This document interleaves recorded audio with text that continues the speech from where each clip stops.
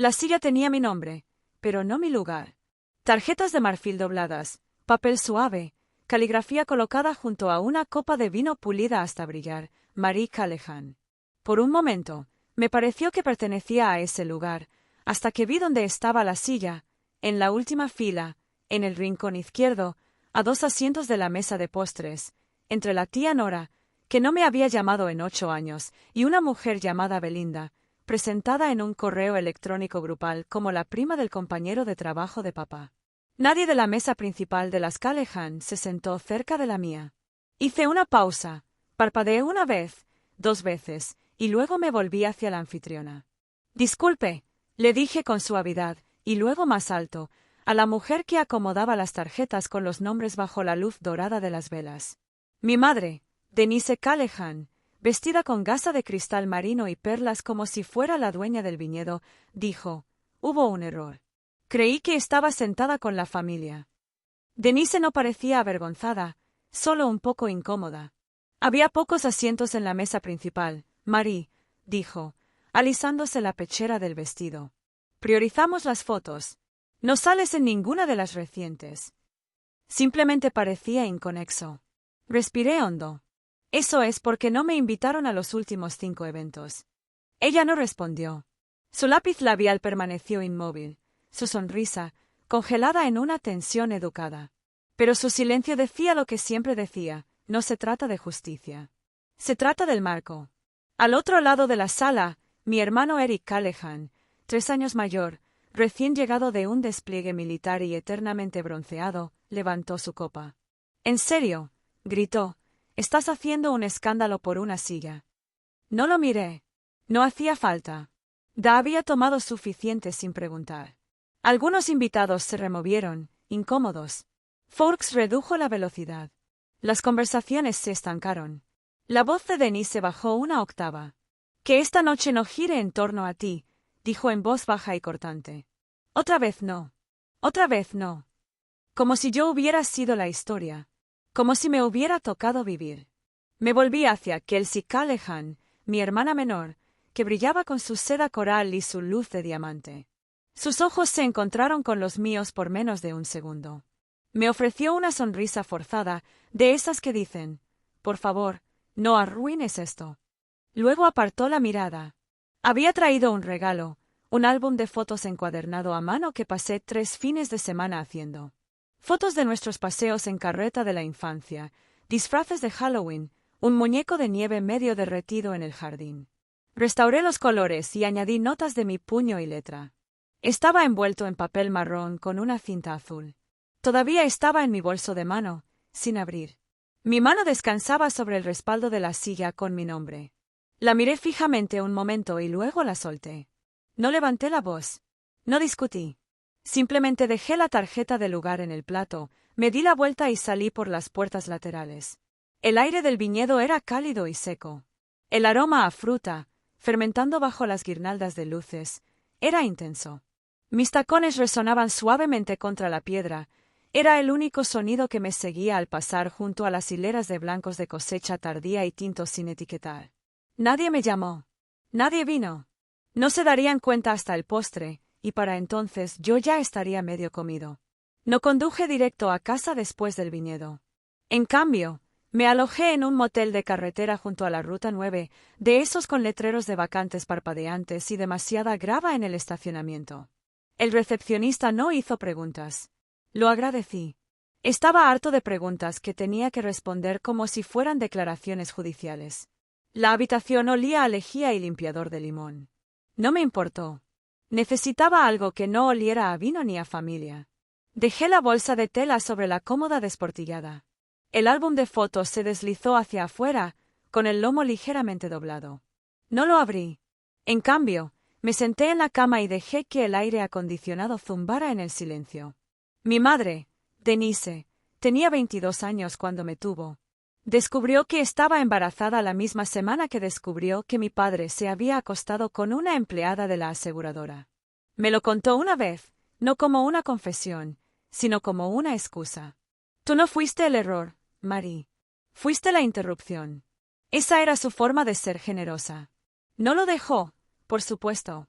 Se quedó durante 5 años más entre gritos y desayunos de piedra, y finalmente lo echó cuando Eric cumplió 10 años. Él era la razón por la que ella esperaba. Dijo, los niños necesitan a sus padres, o al menos los hijos varones.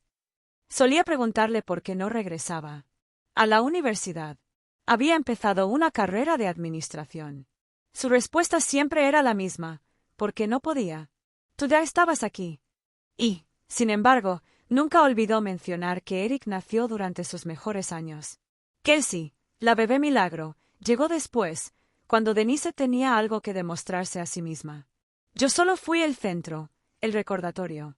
No recuerdo que mi madre me tomara de la mano después de los 6 años. Sí recuerdo que me quitó la cámara una Navidad y me dijo que me hiciera a un lado para que pudiera sacar una foto familiar de verdad. Recuerdo que no aparecía en ningún marco del refrigerador. A los 17 años, solicité entrar en la escuela de enfermería. Un día, mi orientadora me tomó aparte y me dijo que había conseguido una beca estatal. Corrí a casa, emocionada, casi creyendo que tal vez esto sería lo que la haría verme. No sonrió cuando se lo dije. Eric tiene que terminar primero, dijo, sin apenas levantar la vista del crucigrama. Su programa es más intensivo. Está intentando conseguir un puesto. Bueno, usa tu beca para cubrir lo que no cubre su Hayville, le pregunté. ¿Qué se supone que debo hacer? Eres lista, Marie. Ya lo descubrirás. Aplacé la inscripción, y luego la volví a aplazar. Después de 6 meses de trabajos a tiempo parcial y planes cancelados, preparé una maleta y me fui a Nevada con un amigo que trabajaba en hostelería. No le dije a nadie que iba, ni siquiera a Kelsey. Trabajé de camarera por las noches y de limpieza durante el día. Vivía en la lavandería reformada de alguien por $200 al mes. Me dije que volvería tarde o temprano, cuando tuviera dinero, cuando tuviera algo que mostrarles. Pero el tiempo pasó y la distancia se volvió cómoda. El silencio es adictivo cuando creces rodeado de ruidos que no son para ti. Aún así, lo intenté. 2 años después, le envié una tarjeta a mi madre. Sin mensaje, solo una foto de un amanecer invernal y mi remitente. Nunca respondió. Cuando llamé en Navidad, Denise me dijo, no sabíamos dónde estabas últimamente. Le pasó el teléfono a Kelsey antes de que pudiera decir nada más. De vuelta en el motel, saqué el álbum de fotos. Había restaurado los colores de una foto mía con mis hermanos en una feria de otoño, fardos de heno al fondo, manzanas acarameladas en la mano. Tenía 12 años. Eric tenía su brazo sobre mi hombro, cuando aún éramos cercanos, antes de que aprendiera que ponerse del lado de Denise tenía sus recompensas. Miré la foto durante mucho tiempo. No recordaba quién la había tomado. Me enteré del préstamo 6 meses antes de la cena de compromiso de Kelsey. Me acababan de ofrecer un puesto a tiempo completo en el hospital, ascendiendo de ingreso nocturno a coordinadora administrativa. No era glamuroso, pero sí estable. Empecé a buscar un apartamento de una habitación más cerca del trabajo. Sí. Acabaron los sótanos compartidos y el moho en las rejillas de ventilación. Había ahorrado lo suficiente para la fianza. Por una vez, me sentí un poco adelantado. Luego vino la llamada. El agente de arrendamiento fue amable, incluso se disculpó. Lo siento, señorita Callahan, pero su historial crediticio la marcó como insolvente. Hay un préstamo estudiantil abierto a su nombre, $35,000 en cobro. Originado en 2015. Me quedé paralizado en la sala de descanso del hospital. Eso no es posible, dije. Nunca pedí un préstamo. Nunca volví a estudiar. Pero los registros no mintieron. Cuando saqué el informe esa noche, allí estaba mi nombre, mi número de la seguridad social, mi fecha de nacimiento. La solicitud estaba llena con datos que solo alguien cercano podía conocer. Y al final, una firma familiar, cursiva, cuidadosa, demasiado perfecta para ser mía. La CEO firmante, Denise Callahan. Me quedé mirando el documento, luego la copia impresa que sostenía en mis manos temblorosas. Mi nombre fue tomado prestado, doblado y vendido sin mediar palabra. No lloré. No entonces. Extendí los papeles en el suelo de mi estudio y me senté con las piernas cruzadas a su lado como un niño a la hora de un cuento, tratando de darle sentido a una trama que nunca me incluía. Una semana después, conduje hasta su casa. Era domingo por la tarde. El jardín delantero olía a hierba recién cortada y a fertilizante. Denise salió con guantes de jardinería, todavía con tijeras de podar en la mano y con el pelo recogido en un pañuelo rojo que recordé de mi infancia. No levanté la voz. Le entregué el fajo de papeles. ¿Hiciste esto? Ella los miró, luego a yo. Su rostro no parpadeó. Hice lo que tenía que hacer, dijo con serenidad. Eric necesitaba ayuda. No podía cumplir los requisitos por sí solo, y tú no estabas usando tu crédito. Parpadeé. Solicitaste un préstamo a mi nombre. Yo firmé el contrato, dijo, como si eso importara. No es un robo. Es la familia. Me he sacrificado por todos ustedes. ¿Creen que tuve opción al dejar mi trabajo cuando su padre se fue? No fueron ustedes los únicos que perdieron algo. No perdí nada, dije. No me diste nada. Ella frunció el ceño. No te pongas dramática, Marie. Te ayudamos cuando lo necesitabas. Cuando pregunté más tranquilamente, ahora, ¿cuándo me ayudaste? Fue entonces cuando se giró para entrar, murmurando algo sobre ingratitud y viejas heridas. Me quedé en la entrada de su casa un minuto más, respirando con dificultad, sintiendo el calor en la espalda. Luego me di la vuelta, caminé hacia mi coche y me marché sin mirar el retrovisor. Esa noche, abrí una carpeta en mi portátil. Escaneé todos los documentos. Guardé todas las capturas de pantalla, los mensajes antiguos de Eric, mi informe crediticio, incluso un recordatorio del calendario del día que me enteré. Y grabé una nota de voz, solo mi voz describiendo la conversación palabra por palabra antes de que se desvaneciera. Aún no sabía qué haría con todo aquello, pero por primera vez supe que no podía esperar a que alguien más lo arreglara. Ni Kelsey, ni Eric, ni mucho menos mi madre. Esta fue la parte donde dejé de esperar una disculpa. Esta fue la parte donde comencé a prepararme para la verdad. No le envié la carpeta a mi madre. Tampoco se la envié a Eric. Se lo envié a Marcus Owens, el prometido de Kelsey, 2 semanas antes de la cena de compromiso. Solo había conocido a Marcus 2 veces. La primera vez fue en una barbacoa en el patio el otoño pasado, cuando, al final de la noche, plegó la silla silenciosamente sin que se lo pidiera.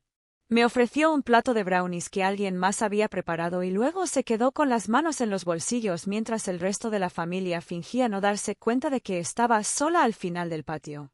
La segunda vez fue en el hospital, donde casualmente representaba a un paciente en una audiencia de tutela. Nos miramos a los ojos en el ascensor. Asintió una vez. Eso fue suficiente. Me pareció una persona que se daba cuenta de las cosas y, lo que es más importante, que las recordaba. Sabía su nombre completo. Lo busqué cuando el anuncio de la boda llegó al chat grupal familiar del que nunca me habían dado de baja formalmente.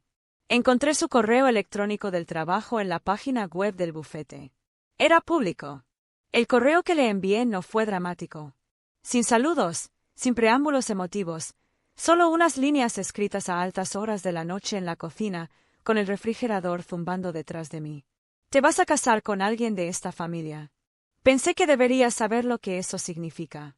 La carpeta adjunta contenía documentos escaneados, ordenados cronológicamente, del préstamo federal con mi firma falsificada, avisos de cobro, informes crediticios y capturas de pantalla de los mensajes de texto de Eric de 2019, cuando lo confronté. Tranquilo. Mamá lo firmó. De todas formas, no ibas a usar el dinero.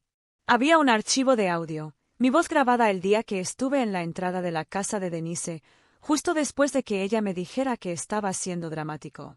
Otro memorando, más silencioso, la captaba en una llamada telefónica con Kelsey, diciendo, Marie nunca termina nada, ni siquiera la terapia, igual que la escuela. No esperaba una respuesta. Marcus no respondió al día siguiente ni al siguiente. Durante una semana entera, el mensaje permaneció en mi carpeta de enviados, sin leer ni confirmar. Pensé que quizá lo había borrado o que no era asunto suyo. No estaba enfadada. Le había pasado el peso a alguien. Lo que hiciera con él era decisión suya. Luego, 3 días antes de la cena de compromiso, llegó un mensaje. Gracias por confiar en mí. Eso fue todo. Sin preguntas, sin negaciones. Pero lo leí 3 veces. Las palabras eran tranquilas, pero no parecían vacías. Todavía no sabía qué haría. Sinceramente, no esperaba que hiciera nada. Pero le había contado la verdad a alguien cuya voz no había aprendido a ignorar. Durante la cena lo observé atentamente. Se movió con la misma energía serena, ayudó a Kelsey a sentarse, le sirvió vino a Denise, incluso rió entre dientes cuando Eric bromeó sobre bodas de destino, pero su cuerpo se inclinó ligeramente hacia atrás. Su mano se cernía sobre el hombro de Kelsey sin detenerse allí. Su mirada no se desviaba por mucho tiempo. Kelsey estaba radiante. La luz de las velas le calentaba la piel. El vestido coral le sentaba de maravilla, pero no me miró ni una sola vez. Marcus sí lo hizo 3 veces, quizá 4. No mucho, no evidente, lo justo. Y supe después de irme, en la mesa, la que estaba junto al carrito de postres y el compañero jubilado de la ferretería de mi padre, me imaginé el camino a casa. El silencio en el coche. La forma en que agarraba el volante con suavidad, pero preguntaba, ¿sabías cómo jugueteaba Kelsey con su pulsera? La forma en que podía decir que no me correspondía, o peor aún, nada en absoluto. Esa noche, el motel estaba más tranquilo de lo habitual. No se oía el ruido de la boda. No se oía el eco de la música del salón de fiestas. Desempaqué lentamente, como si tratara de no despertar algo. El álbum de fotos que había hecho seguía en el fondo de mi bolso, envuelto en papel de estraza suave y atado con cordel. Mi letra en cada página parecía demasiado cuidada, demasiado como la de alguien que suplicaba que lo dejaran entrar de nuevo. No lo abrí. Solo lo sostuve un minuto y luego lo volví a deslizar debajo de mi cuaderno. No todo necesita confrontación. Algunas verdades solo necesitan ser escuchadas por alguien que las transmita, aunque nunca las vuelva a decir en voz alta. Marcus ya lo había visto y eso era suficiente. Fue la primera vez en años que la verdad no me parecía solo mía. No me invitaron al brunch familiar. Kelsey publicó una foto esa mañana, una ingeniosa toma de mimosas, tulipanes pálidos y lino color crema. El pie de foto decía, agradecida. Me senté en un restaurante al otro lado de la ciudad, revolviendo azúcar en un café tibio, sabiendo ya que no duraría. A primera hora de la tarde comenzaron los textos. La primera fue de la tía Nora. ¿Qué pasó? ¿Por qué haría eso hoy? Entonces Eric dijo, ¿te parece gracioso? ¿Estás enfermo? Y finalmente, de mi madre, tenemos que hablar. Esto no puede estar pasando. No respondí a ninguno de ellos. Más tarde me enteré de lo que había hecho Marcus. Llegó temprano al brunch, bien vestido, planchado y tranquilo. Sin anuncios, sin dramas. Esperó hasta que todos estuvieran sentados, servilletas en el regazo y tenedores levantados hacia Kelsey. Luego colocó una carpeta sobre la mesa, la abrió lentamente y habló con claridad. Antes de finalizar cualquier contrato o lista de invitados, hay algo que debo aclarar. Denise, firmaste un préstamo federal usando la identidad de Marie. Eric, usaste ese dinero para comprar una propiedad. Ninguno de los dos le informó ni le devolvió el dinero. Kelsey, tú lo sabías. No se movieron. Al principio no. Entonces Denise dijo que fue un malentendido, que ella tenía todo el derecho de ayudar a sus hijos. Eric lo llamó historia antigua. Dijo que Marie estaba sacando a relucir cosas para arruinar el día. Kelsey lloró, pero Marcus no alzó la voz. Simplemente cerró la carpeta y se puso de pie. No puedo casarme con una familia que llama al robo lealtad y al silencio amor. Dejó su anillo sobre la mesa y salió sin mirar atrás. Me imaginé a Denise congelada, a Eric con la cara roja y a Kelsey con rímel corrido. Y luego imaginé el regalo que nunca di, todavía en mi bolso de motel, intacto. Mi nuevo apartamento era pequeño. 2º piso, sin ascensor, pero limpio. Las ventanas daban al este y, por la mañana, la luz entraba suave y dorada como si no hubiera ningún lugar mejor donde estar. Me mudé 2 días después del brunch. Nadie se ofreció a ayudarme. No pregunté. Había un cheque doblado esperando en mi buzón, con la letra de Kelsey en el sobre.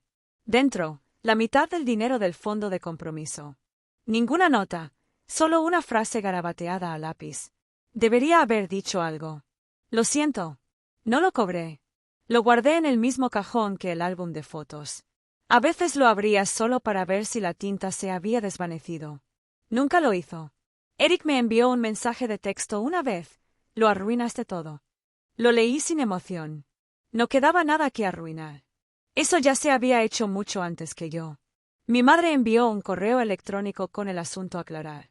En el cuerpo del mensaje, escribió: nunca quise que llegara tan lejos. Solo intentábamos ayudar a Eric a empezar. Pensé que lo entenderías. No respondí. No porque no tuviera palabras, sino porque finalmente comprendí que el silencio podía ser una respuesta en sí mismo. Esa semana compré un cuaderno espiral barato y comencé a escribir. No se trata de ellos, se trata de mí. Mis manos, mi voz, lo que recordaba cuando nadie más hablaba. Todas las noches caminaba el largo camino a casa, pasaba por la floristería que vendía rosas magulladas a $1 el tallo, pasaba por la tienda de delicatessen que recordaba mi nombre. Por primera vez en años, sentí que mi nombre era algo que podía decir en voz alta sin pestañear. Una semana después, cuando regresaba de la farmacia, pasé por una tienda de novias. Había aparecido un nuevo escaparate, mangas de encaje, velos de perlas, un maniquí posando en pleno giro. Hice una pausa lo suficiente para sentir el dolor detrás de mis costillas. Luego seguí caminando. No sé qué pasó con el depósito del lugar de la boda. No sé si Denise culpó a Kelsey o si Eric volvió a aparecer. No pregunto. A veces, por las noches, oigo su voz en mi cabeza, no grita, simplemente me resulta familiar. Siempre hiciste todo más difícil. Pero la diferencia ahora es simple. No contesto. El cheque sigue en el cajón. El álbum también. No los he tocado, pero tampoco los he tirado. Quizás sean solo papel. O quizás un recordatorio de que, incluso cuando la gente te falla por completo, algunas cosas, lo que creaste, lo que llevaste, no pierden su forma. Ahora camino todos los días. Escribo. Riego una planta de albahaca que intenta morir constantemente. Me río de la mala televisión y me dejo llevar por el silencio. No he bloqueado a nadie. Tampoco los he perdonado. Algunas historias no necesitan cierre, solo distancia. Y el mío por fin lo tiene. Si alguna vez tu ausencia habló más fuerte que tu presencia, yo también estuve allí.